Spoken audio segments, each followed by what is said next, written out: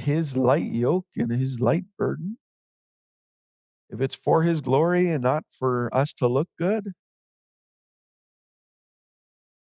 he takes care of it.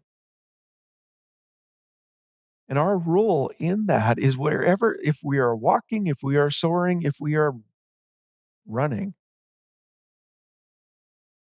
our role really is to encourage others and build each other up.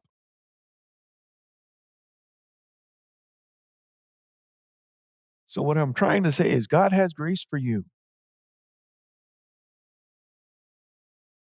And grace is that thing that helps us accomplish things we can't do on our own. So, if I can only do so much, His grace is like boundless. There's no way to mark it. He can do so much more. And sometimes He'll do it by energizing us to do it way beyond anything we could do on our own.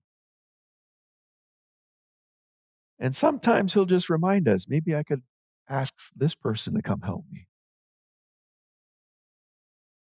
And then that person gets blessed too in the blessing.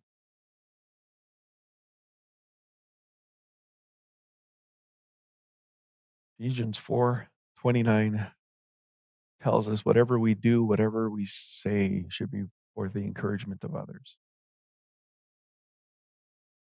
Question I want to leave with you in that is, am I looking to bless or simply to be blessed?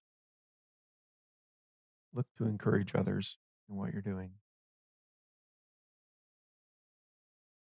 So how do you speak the very words of God? You stay in the word. You prepare to give a reason for every hope, for the hope that you have. You expect the flow. You always keep in step with the Spirit. You know and fellowship with people who know how to speak the truth in love.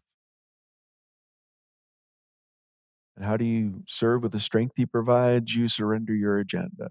You enjoy His light yoke. You remember to work as unto the Lord. You verify that you're seeking His kingdom first, and you encourage others and be encouraged.